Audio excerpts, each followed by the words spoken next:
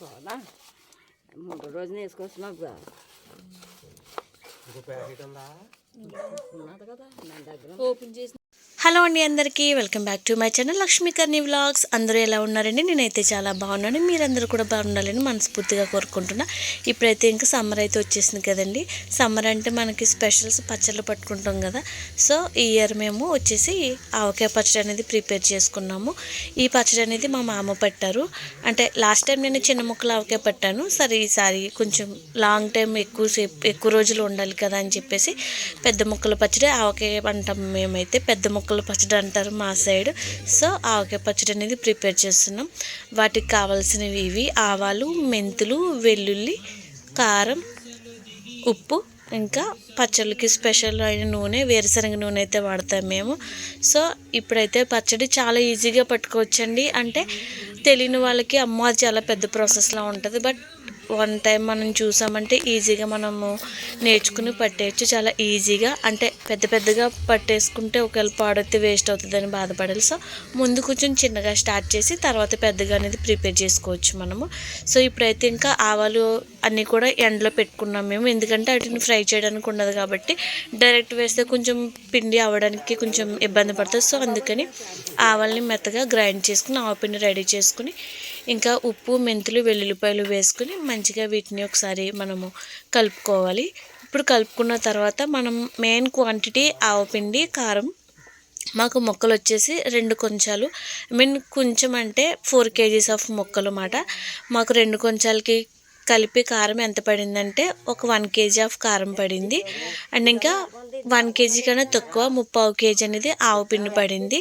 ఇంకా ఉప్పు అనేది ఒక 1/4 kg అని పడింది. ఎందుకంటే మేము కొంచెం తక్కువ వేసుకున్నాము.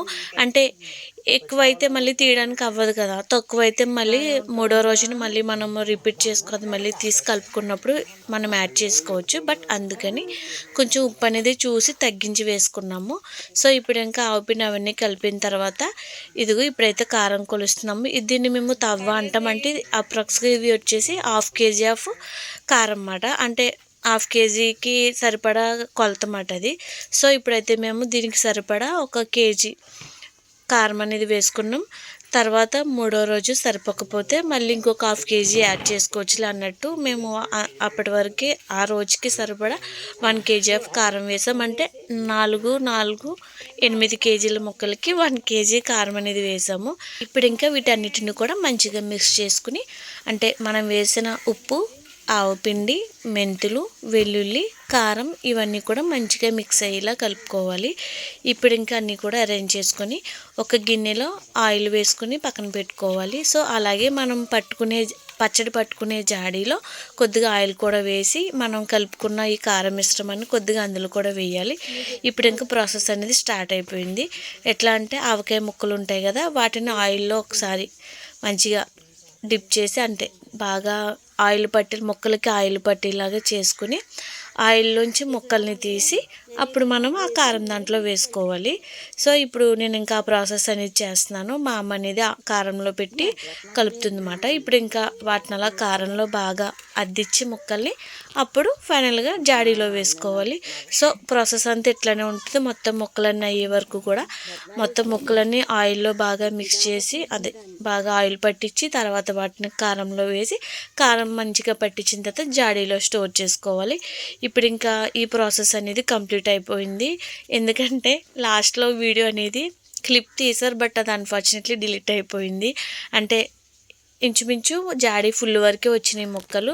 ఇంకా వాటిని మనం మంచిగా ఆయిల్ అది కూడా అడ్జస్ట్ చేసుకుని కొంచెం ఎక్కువ ఆయిల్ అనేది వేసుకోవాలి. అంటే 3వ రోజుకి మనకి ఆయిల్ మొత్తం పైకి వచ్చేస్తుంది. మొక్కలన్నీ కొంచెం కింద దిగేసి ఆయిల్ అనేది కొంచెం పైకి వస్తుంది. 3వ రోజున మళ్ళీ మనం ఒకసారి చెక్ చేసుకుని ఉప్పు కారాలన్నీ చూసుకుంటే మనకి పచ్చడి అనేది రెడీ అయిపోతుంది.